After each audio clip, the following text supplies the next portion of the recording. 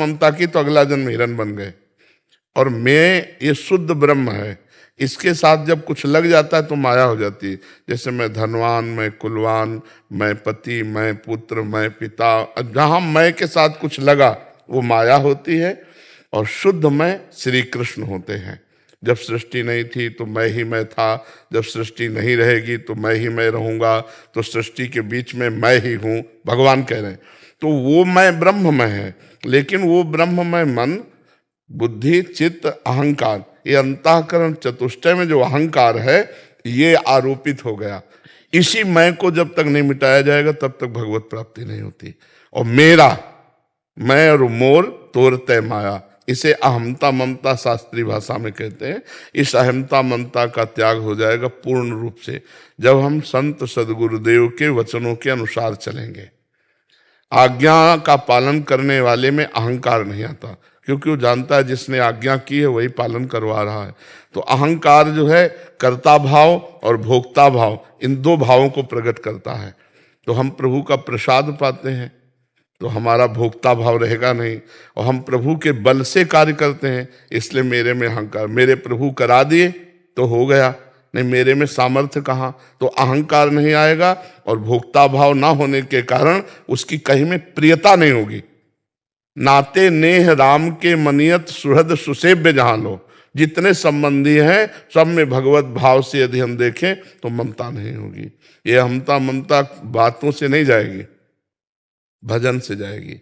खूब हम डट के भजन करें, खूब नाम जप करें। जैसे इसी पद में जिसको हमने गाया, इसी पद में लिखा है कि तो अहमता ममता जाएगी कैसे, तो बोले रसिक मंडली में आतन को नीके ढंग लगाओ, दंपति अस गाओ हर्षाओ, हित सोरी रिझाओ, देवन को दुर्लभ नर देहि, तैने सहज ही पाई, मन भाई निधि पाई, क्यों फिर जान बूझ बिसराई।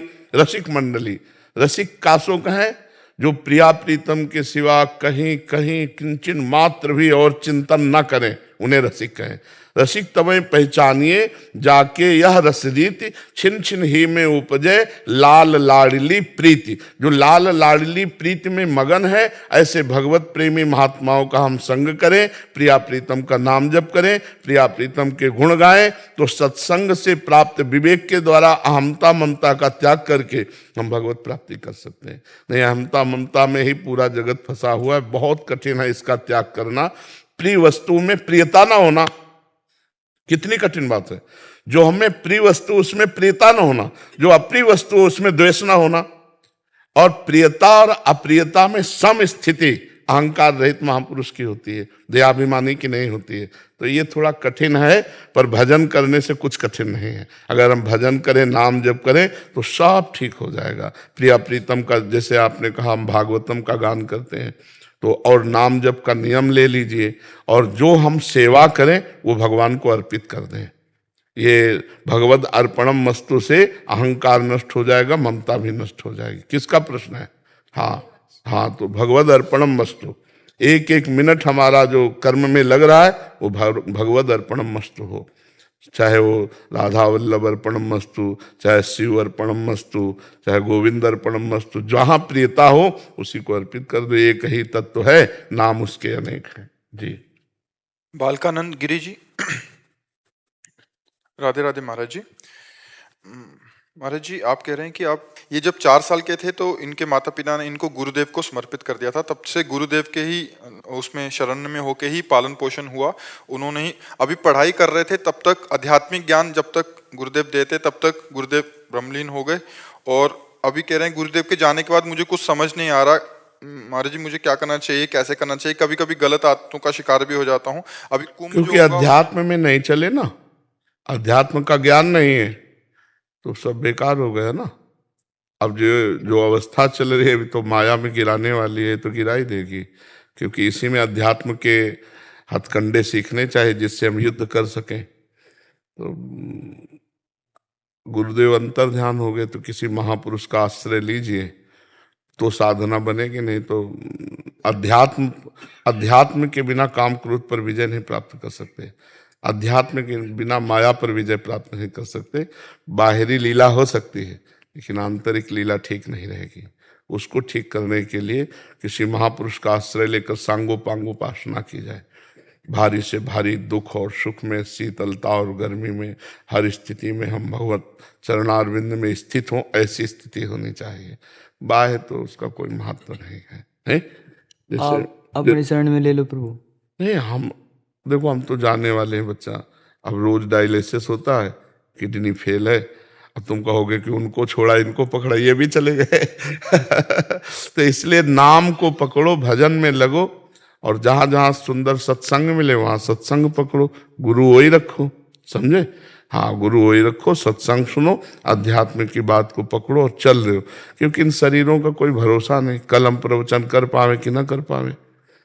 किडनी फेल है, अब देखो ना, चेहरा सूझा हुआ है, अभी कल डायलिसिस हुआ है। तो इसलिए शरीरों का आश्रय मत लो, भगवान का आश्रय लो और नाम जप करो। 2025 कुंभ में महाराज जी इनका संस्कार है, वो 5 गुरु बनेंगे ऐसा आप बोल रहे हैं। कुंभ में इनका जो संन्यास संस्कार होगा शायद, मुझे अच्छा, तो 5 गुरु, 5 कुंभ में मेरे 5 गुरु बनेंगे। हम बच्चा इसको तो जानते नहीं, क्या है मतलब है? प्रयागराज में संस्कार होता है प्रभु, अच्छा, उसमें 5 गुरु बनते हैं, जनेऊ गुरु, लंगोटी गुरु, छोटी गुरु, इस प्रकार की 5 गुरु होते हैं वहां पर। अच्छा, अच्छा, अच्छा।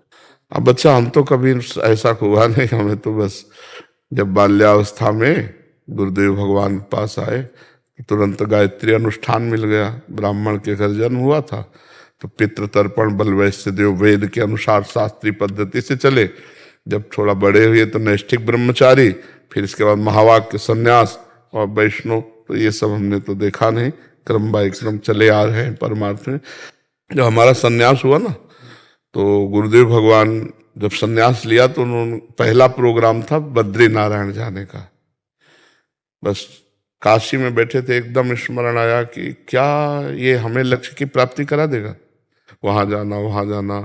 उनका नहीं नहीं, संन्यास का मतलब अभी हम नहीं समझ पाए, छोड़ दिया, घाट में आके बैठ गए। जब गुरुजी घाट में आए तो साष्टांग दंडवत की।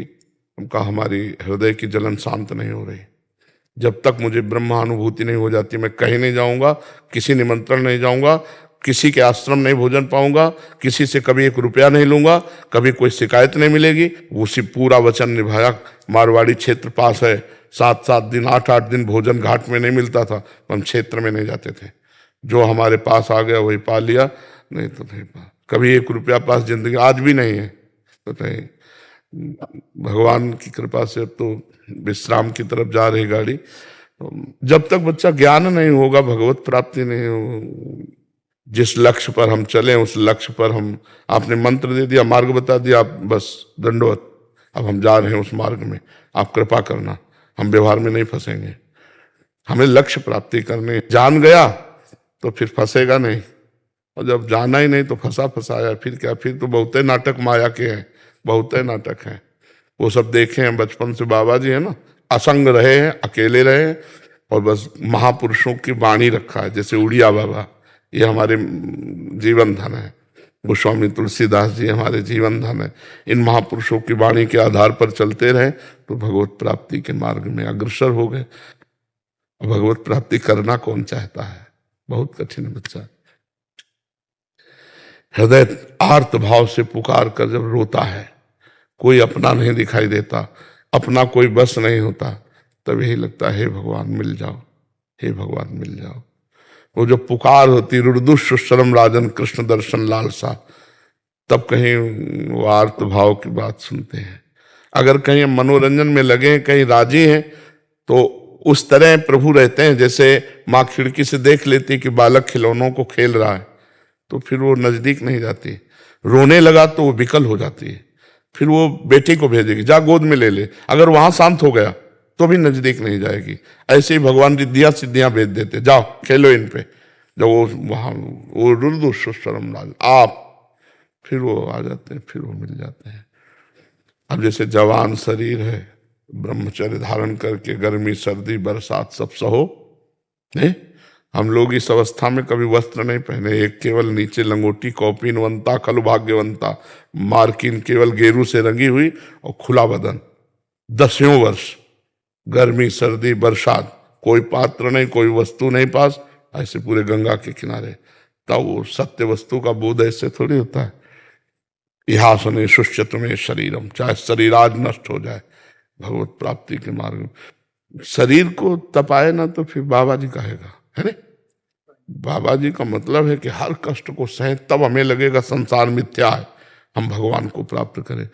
बढ़िया खूब खा रहे हैं, पी रहे हैं, सो रहे हैं, भोग रहे हैं, तो ये अच्छा लगेगा ही संसार, फिर भगवान कहाँ अच्छे लगेंगे। नहीं, जवानी तो बिल्कुल आगमयी होनी चाहिए। अभी जो तुम्हारी अवस्था है, त्रिकाल गंगा स्नान और जटाएं सब भींज करके हर समय गीली बनी रहती थी, तो अब इस समय जैसे अब कटिंग कटाए घूम रहे हो, कैसे कैसे बाबा जी बने? तो बैरागी होना चाहिए, लंगोटी बंद होना चाहिए। अब तुम विद्यार्थी जैसे हो, महाराज जी अभी अध्ययन ही चल रहा है इनका, यद्यपि तो हमें लगता है अध्ययन करके तुम फिर घर गृहस्थी का पालन करो। नहीं तो कै साल के हो तुम? मैं 18 का हो गया प्रभु। तो फिर क्या सारा समय तो इसी में चला गया, तो क्या पकड़ पाओगे अध्यात्म को? अध्यात्म के क्या पकड़ पाओगे?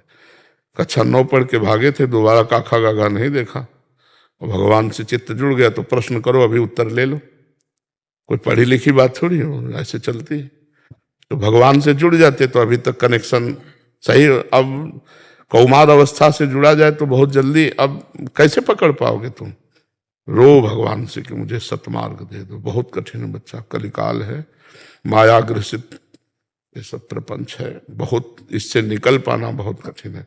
मन दिखाता है कि संसार में सुख है और चलना परमार्थ में है, और कठिनता अभी पकड़ी नहीं, जो कठिन मार्ग वो कैसे चल पाओगे? फिर वही हो जाता है कि मतलब उसी कारण तो प्रभु मेरा मन नहीं है उधर। हाँ, तो परमार्थ अलग चीज है बच्चा। अगर हमको किसी नशे में मस्ती लग रही तो अभी भगवान की मस्ती कहाँ आई है नहीं? भगवान की मस्ती में तो न खान पान ते भावे है, नहीं कोमल वसन सुहावे है, सब विषय लगे ते खारा है, हरि आशिक कामक न्यारा है। अरे जरा सा वो करो तो हृदय छलक पड़ता है। बस एक ही बात आती है, एकांत में बैठ के रोते रहे, किसी से बात न करें, किसी की देखे ना, पर वो सेवा दी है इसलिए है।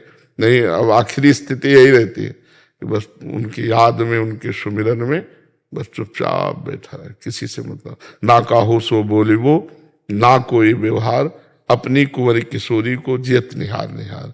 पर वो भगवान सेवा दे देते हैं, इसलिए है कि भगवान की सेवा है, इन रूपों में भगवान आए हैं, इन्हीं से बातचीत करके अपने मालिक की से बात कर रहे हैं।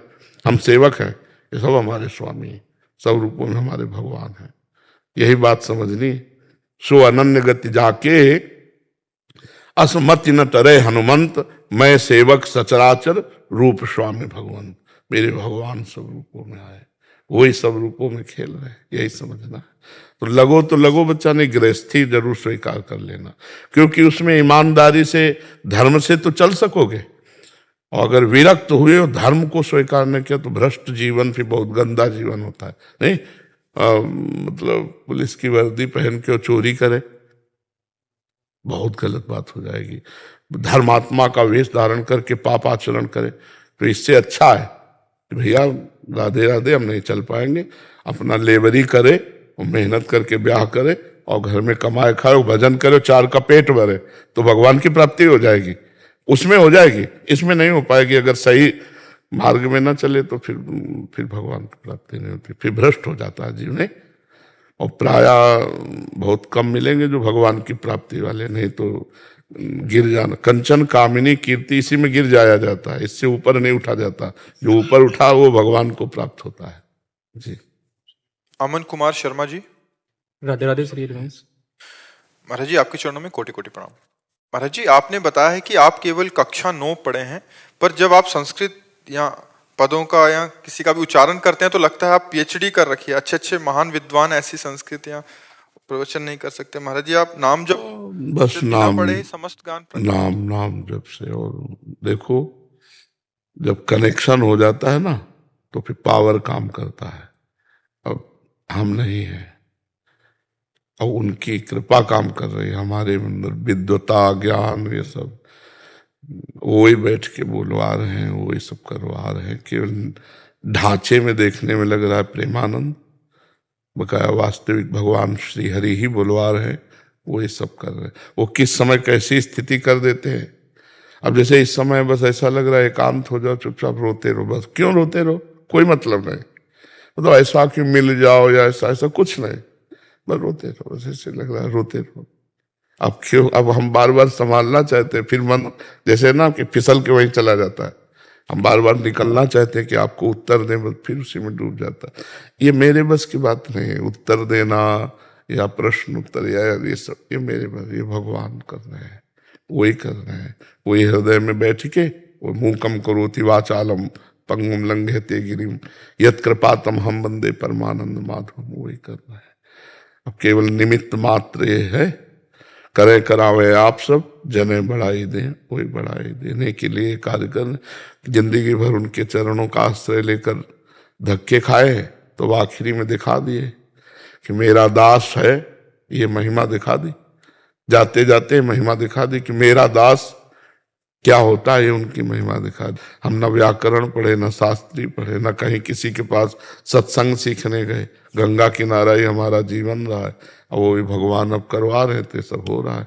अब अंतिम है ना, फिल्म का अंतिम है, जीवन रूपी फिल्म का ये अंतिम समय है, तो वो भगवान ये लीला करवा रहे हैं।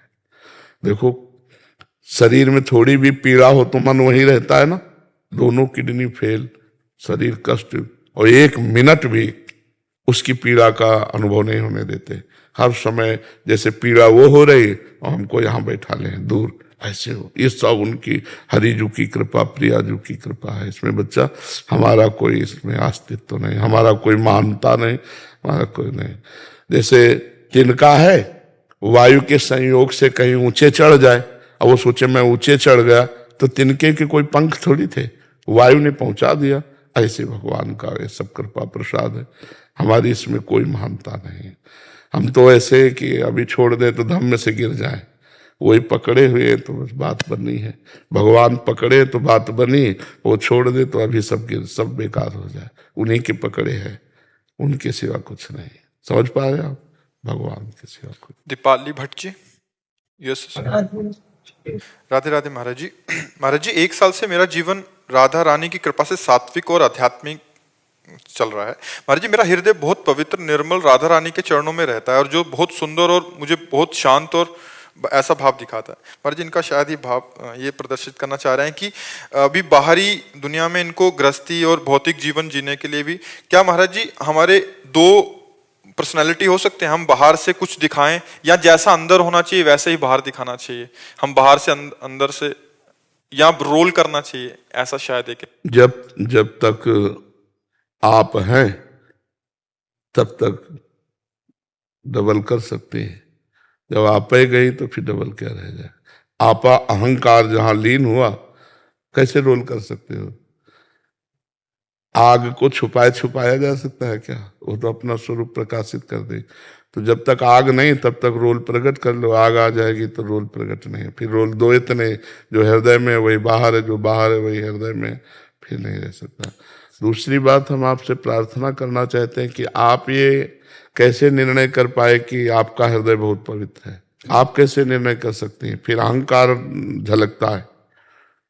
जब हमको ये अनुभव हो कि मैं अधम नीच हूं, लेकिन प्रभु की मेरे ऊपर कृपा है, तब तो बात समझ में आएगी। जब आप कहते हो बहुत निर्मल बहुत पवित्र मेरा हृदय है, तो इसका मतलब है अभी हृदय पवित्र नहीं है, क्योंकि अहम निर्णय कर रहा है।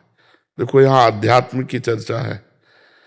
हनुमान जी जैसे महान ज्ञानी, परम पावन करने की सामर्थ्य रखने वाले, वो जब विभीषण जी से मिलते तो कहते हैं असमय अधम सखा सुनो मोहू पर रघुवीर। मुझ जैसे अधम पर रघुनाथ जी की कृपा है। वो अपने को ये नहीं कहा बुद्धिमताम वरिष्ठम ज्ञानिनाम अग्रगण्यम अतुलित बलधामम, ऐसा नहीं बोले, बोले असमय अधम सखा सुनो मोहू पर। अधम तो ऐसा हो कि प्रात ले जो नाम हमारा, तेह दिन ताहि न मिले आहारा, पर रघुवीर जी की हमारे ऊपर कृपा है। और हम कहें, देखो शबरी जी इतनी महान भक्ता, वो कह रहे अधम ते अधम अधम अति नारी, तिनमा मैं मतिमंद अघारी। मैं मतिमंद, अधम ते अधम अधम अति नारी। हे पापों का नाश करने वाले प्रभु, मैं अधम से अधम हूं, उसमें भी मंद बुद्धि, प्रभु आप कैसे कृपा कर दिए। ये बात अभी बच्चा जैसे निकला ना कि मैं बहुत पवित्र हृदय के अंदर, ये सब नहीं, ये गलत बात है। इसको छुपाओ तो हृदय पवित्र हो जाएगा। अगर ऐसा कहोगी तो फिर अहंकार गिरा देगा। जैसे नारद जी को आ गया कि मैं काम विजयी, तो आप प्रसंग पढ़ के देख लो, काम से व्याकुल होकर भगवान को शाप दे दिया, अपने आराध्य देव को, वो सब भाव बिगड़ गया। तो ये शब्द जो है ये आपके आगे चलकर भाव बिगाड़ देंगे, इसलिए इनको वापस करो। और कभी ऐसा मत कहना कि मैं पवित्र हृदय की हूं, नहीं। हम जब बोले तो यही बोले कि कहाँ मैं पवित्र हूं, पता नहीं प्रभु क्या देखकर कृपा कर रहे हैं, मैं तो बहुत नीच हूं। ये पवित्र हृदय की वाणी होती है। अहम में इसका समझ में आ रहा है बच्चा? किसका प्रश्न है, आपको समझ में आ रहा है? जी जी। जसवंत सिंह जी। राधा वल्लभ श्री हरिवंश। महाराज जी आपके चरणों में कोटि कोटि प्रणाम। महाराज जी मैं मेरे परिवार के साथ यूएसए में रहता हूँ। महाराज जी आपका दिव्य सत्संग एवं लीला विशेष द्वारा मेरे परिवार को वाहिगुरु नाम से जोड़ने के लिए आपका अनंत आभार। महाराज जी कहते हैं कि गुरु ग्रंथ साहिब फरमाते हैं कि गुरु की मूर्ति मन मही ध्यान, गुरु के शब्द मंत्र मन मान, गुरु के चरण हृदय ले धारो, गुरु पर ब्रह्म सदा नमस्कारो। गुरुदेव, जब गुरु ज्ञान रूप में प्रकाशमान हो तब उनके किस स्वरूप का ध्यान लगाया जाए, उनके चरण कमलों को हृदय में कैसे धारण किया जाए? पहली बात तो जिस मंदिर में भगवान विराजमान होते उसकी प्रथम सीढ़ी को हम प्रणाम करना शुरू कर देते हैं, प्रथम से ही प्रणाम करते हैं। गुरु का प्रथम स्वरूप है जिस रूप में उन्होंने हमको उपदेश किया। जो बाह्य रूप गुरु का है वो मंदिर है गुरु का, उसमें जो विराजमान गुरुदेव है वो तत्व रूप से विराजमान है, और तत्व रूप से अखंड मंडलाकारम व्याप्तमेन चराचरम, वो हर जड़ चैतन्य में विराजमान है। तो गुरु का जो प्रथम ध्यान होता है, ध्यान मूलम गुरु मूर्ति, जिसे आपको हम अपना, तो पहले हम आकार ध्यान करें, इसी में निराकार बैठा हुआ है, इसी आकार में निराकार जो सर्वत्र व्याप्त तत्व है वो बैठा हुआ है। तो हम गुरु का ध्यान मूलम गुरु मूर्ति, पूजा मूलम गुरु पदम, मंत्र मूलम गुरु वाक्यम, मोक्ष मूलम गुरु कृपा। फिर गुरु कृपा से गुरु के इस रूप का उसको दर्शन होता है, ब्रह्मानंदम परम सुखदम केवलम ज्ञान मूर्तिम, पांच भौतिक मूर्तिम नहीं, केवलम ज्ञान मूर्तिम, द्वंद्वातीतम गगन सदसम, जैसे आकाश सर्वत्र व्याप्त, तत्वमस्यादि लक्ष्यम एकम नित्यम विमल अचलम सर्वदी साक्षिभूतम भावातीतम त्रिगुण रहितम सद्गुरुम तम नमामि। पूर्ण परब्रह्म परमात्मा स्वरूप का अनुभव हो जाता है। पर प्रथम तो शुरुआत, क्योंकि परब्रह्म में स्थिति नहीं होने के कारण हम प्रथम भाव से, अपने गुरुजनों ने जो रूप धारण किया हम पहले उसका चिंतन कर। जैसे हम कहें गुरुदेव नानक साहब, अगर आपने रूप नहीं देखा तो क्या आएगा आपके सामने? रूप नहीं देखा तो आएगा कुछ आपके सामने? और नहीं, नानक साहब कहते हैं, नानक साहब आ गए हमारे सामने नानक साहब का रूप है। गुरु अर्जन देव जी रूप आ गया, गुरु गोविंद सिंह जी रूप आ गया। अब इस रूप में एक ही विराजमान है, हमने नाम 3 कहे या 10 कहे, एक ही विराजमान है, वही गुरु ग्रंथ साहब के रूप में विराजमान है। तो जो व्याप्त रूप है वो हमें नहीं दिखाई दे रहा, जो दिखाई नहीं दे रहा उसका हम ध्यान कैसे कर सकते हैं? समझ रहे ना? तो जो हमको गुरुदेव का रूप प्रिय लगा, पहले हम उस रूप में प्रियता कर लें तो वहीं से हम अंतर में प्रवेश कर जाएंगे, फिर ये आकार गायब हो जाएगा। फिर जो वास्तविक गुरु का स्वरूप है, क्योंकि ये वास्तविक स्वरूप नहीं है, जो ना था ना है और ना रहेगा, वो वास्तविक रूप नहीं हो सकता। ये 5 भौतिक देह 60 वर्ष पहले नहीं था ही नहीं सृष्टि में, इस रूप में, और ये पता नहीं कितने सेकंड या मिनट बाद नहीं रहेगा। तो ये न था न रहेगा, तो बीच में होते हुए भी नहीं है, ये नहीं के समान ही है, इसका कोई अस्तित्व नहीं। पर इसी से हमें ज्ञान प्राप्त हुआ, इसी से हमें उपदेश। तो हम जो ही इस पर ध्यान लगाएंगे तो इस पर जो बैठा हुआ निराकार है, जो सर्वव्याप्त तत्व है, उसका बोध हो जाएगा। और वो जब बोध हो जाएगा तो आप में भी वही बैठा हुआ है, आपका भी इस आकार का चिंतन छूटेगा, तो आप भी वही हैं जो परब्रह्म परमात्म तत्व होकर आपको उपदेश किया, तो वही आप निकले। तो बचा एक। जब तक दो, तब तक सवाल सही नहीं हुआ। जब पूरा सवाल लगने के बाद एक बच गया तो सवाल सही हो गया। अब एक बच गया, न गुरु न शिष्य, एक तत्व रह गया, तभी हमारी पूर्णता होती है। आप बात समझ पा रहे हैं इसमें?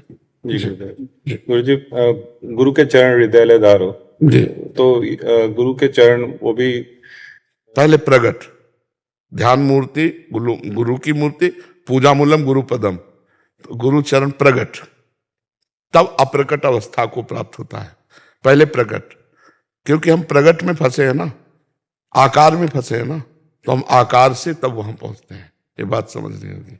गुरु के चरण हृदय में, जब तक हम गुरुदेव का साकार रूप, वाणी साकार से ही तो प्रकट हुई, क्यों? निराकार से तो नहीं प्रकट हुई ना, वाणी साकार से प्रकट हुई है। तो हम वाणी के सहारे ही तो गुरु के स्वरूप तक पहुंचते हैं। तो इसलिए आकार का बंधन है, वही हमको निराकार तक पहुंचाता है। अच्छा, आकार में फंस न जाए, इसलिए गुरुजनों ने आकार का निषेध कर दिया। आकार में फंस न जाए, केवल आकार में ही न टिक जाए कि हमने तो गुरु को देख लिया। नहीं, आपने गुरु के दर्शन नहीं किए, गुरु के मंदिर के दर्शन किए। गुरु के दर्शन कर लोगे तो कभी गुरु का आदर्शन ही नहीं होगा। हर समय वो बैठे रहते हैं, मधुर मधुर महान सुख देते रहते हैं। वो वाणी का विषय नहीं है। क्यों? क्या मतलब जैसे कोई नशे में डूबा रहता है ना, तो अपना ही नशा रहता है, ऐसे भागवतिक नशा होता है। इसमें सुने न काहू की कही और कहे ना अपनी बात, नारायण व रूप में मगन रहे दिन रात। वो अजीब मस्ती है इस मार्ग की, पर प्रारंभ गुरु चरणों से ही होती है और पूर्णता गुरु में ही हो जाती है। फिर शिष्य नहीं रह जाता, अपना बोध नहीं रह जाता, वो गुरुमय हो जाता है। पूर्णता यही होती है। जब तक दो हैं तब तक अपूर्णता, और जब अपना विस्मरण केवल गुरु में, तन गुरु, मन गुरु, प्राण गुरु, सब गुरु, अपना अस्तित्व ही गया, अब पूर्णता हो गई। महाराज जी, मैं आपके चरणों का ध्यान कर सकता हूँ? ये हम कैसे कह सकते हैं? आप मेरे, ये आपका आंतरिक विषय है। ये आंतरिक विषय, किसी से स्वीकृति की जरूरत नहीं है। गुरुदेव कह दें कि मैं तुम्हें शिष्य नहीं स्वीकार करता, इससे कोई फर्क नहीं पड़ता, शिष्य की स्वीकृति होनी चाहिए। महाराज आप ही का स्वरूप आता है जब आंखें बंद करते हैं तो। वो भगवान की लीला है।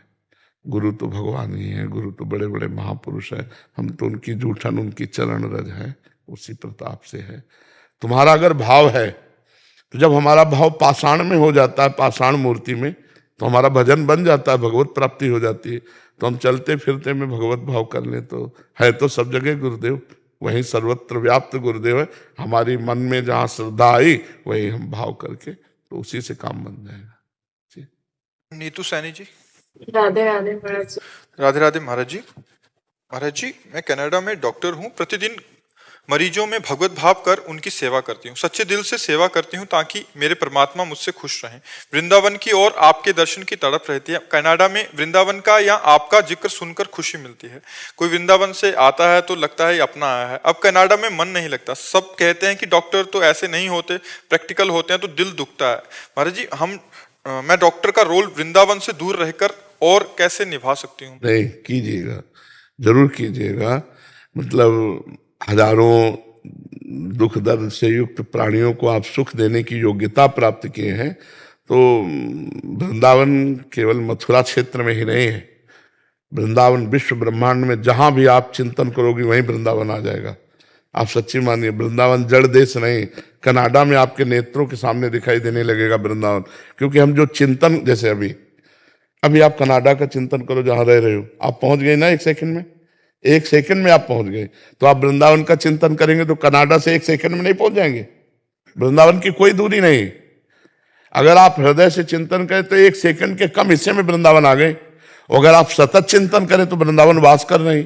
हमारी वाणी जी में लिखा है, वृंदावन को चिंतवन यह दीप उर्बार, कोटि जन्म के अघ तमय काट करे उजियार। जो वृंदावन का चिंतन करता है, जैसे रोज आप एक नियम ले लो कि मुझे वृंदावन की रोज परिक्रमा लगानी है, तो एक बार परिक्रमा लगाइए, अपने कैमरे में फिट कीजिए, 5 मिनट में लगा लेंगे परिक्रमा। ऐसे शांत बैठे परिक्रमा लगा लिए, चलो बाबा के पास चलते हैं, वही सीन जैसे आई हो यही भर के ले जाओ। गए, दंडवत किया और एकांतिक हो रहा, फिर वहां से चल रही, यमुना जी गए, बिहारी जी गए, ये सब भर लो दिमाग में और वहां रह करके मरीजों की सेवा करो।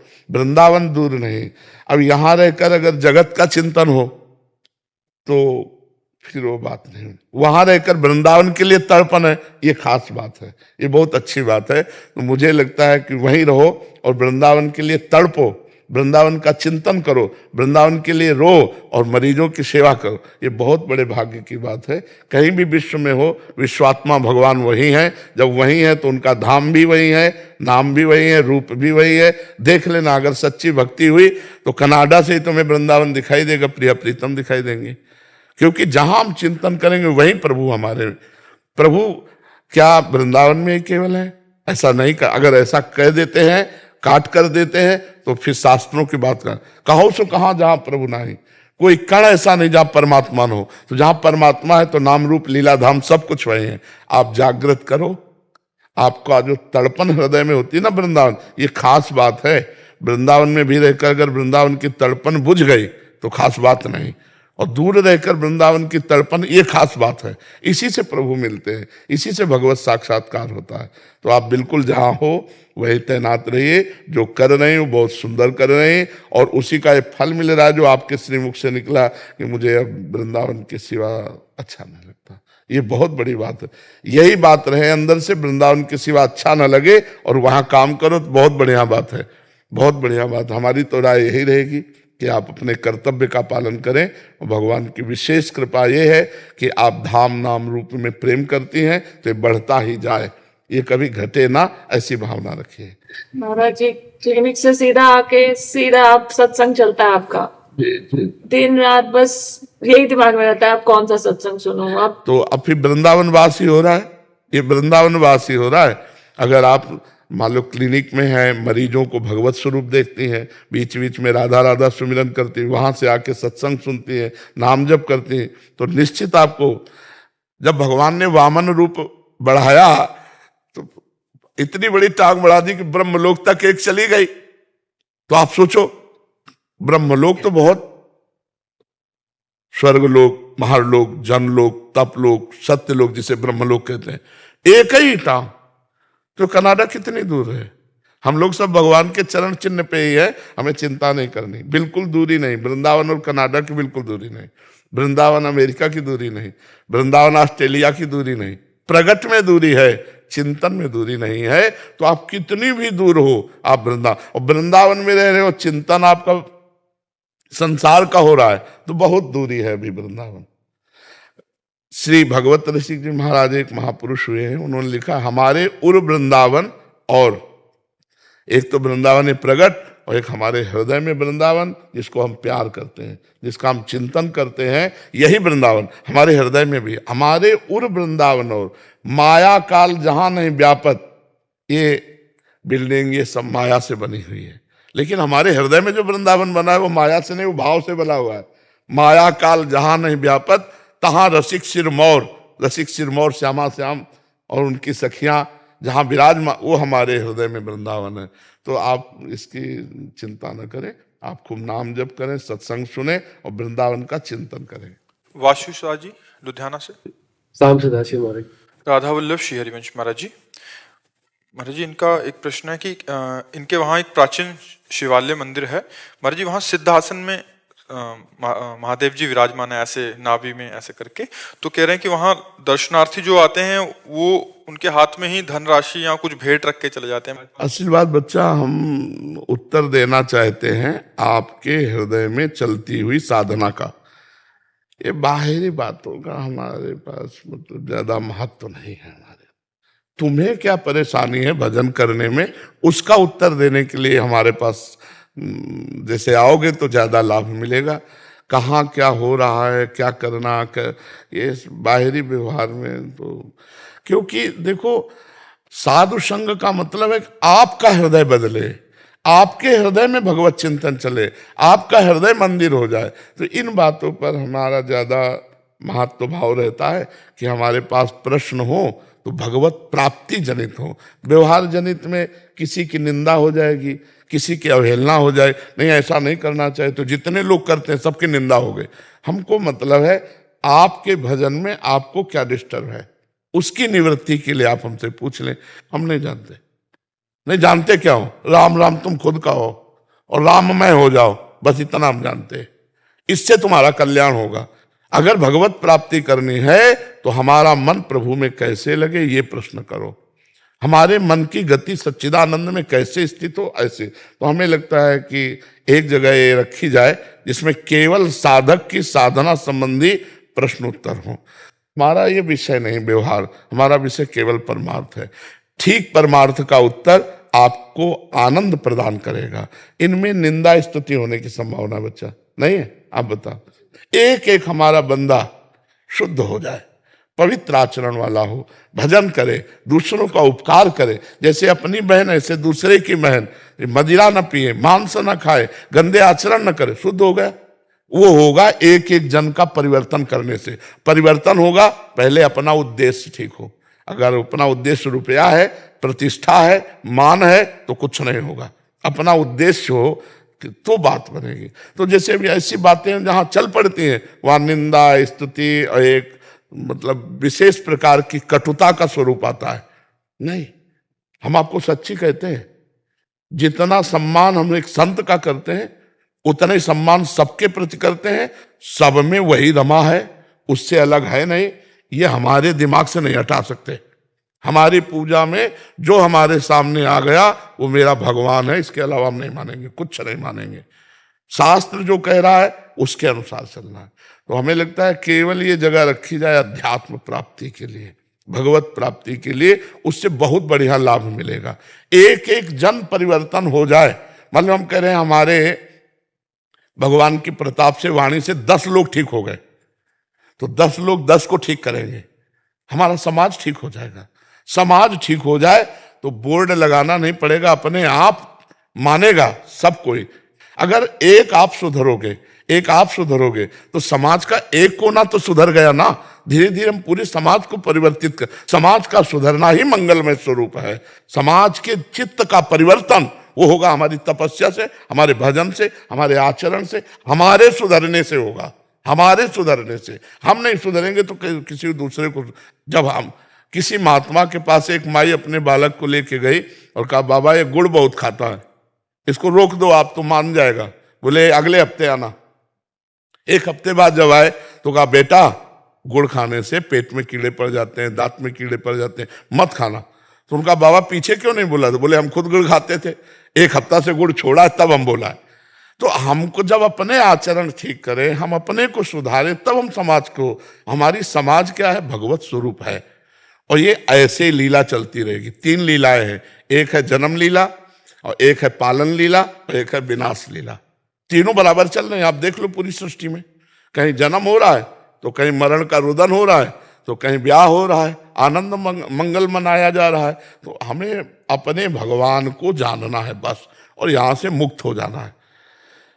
अगर हम कुछ सुधार सकते हैं तो भगवान के बल से अपने को, और आप सुधर गए तो सब सुधर जाएगा। जैसे पुष्प में पराग आता है तो भंवरों को निमंत्रण कार्ड नहीं देना पड़ता, अपने आप आ जाते हैं।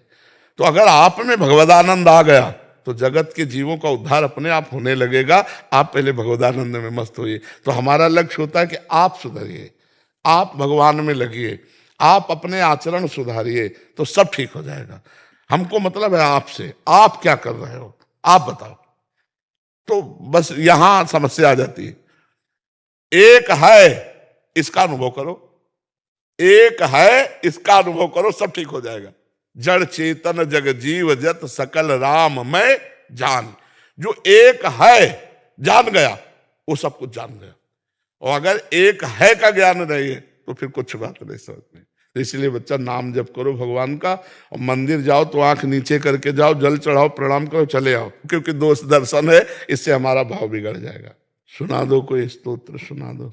ओम पूर्वोत्तरे प्रज्वलिका निधाने सदा वसंतम गिरिजा समेतम सुरासुरारार्धित पाद पद्मम श्री वैद्यनाथम तमहम नमामि। माला शर्मा जी गुरुग्राम से। राधा वल्लभ। राधे राधे महाराज जी, आपके चरणों में कोटि कोटि प्रणाम। गुरुदेव भगवान, आप हमेशा कहते हैं कि सब में भगवत भावना रखकर सबका आदर करो और सबसे स्नेह भी करो, लेकिन जब कोई हमारे मन को दुखाने वाली बात करता है और हमारी बिल्कुल परवाह नहीं करता, ऐसे में उस व्यक्ति के प्रति हम भगवत भावना कैसे रख सकते हैं, कैसे उसके मंगल की भावना कर सकते हैं? क्योंकि मन ही मन उसके प्रति नाराजगी और एक ऐसा भाव देखो अभी क्या है, अभी देहाभिमानी भाव में हो आप अपने को स्त्री मानती हो, है ना, देह भाव में तो ना। तो देह भाव में जब प्रतिकूल कोई आचरण करेगा तो हमें वो व्यक्ति नजर आता है, भगवान नजर नहीं आता।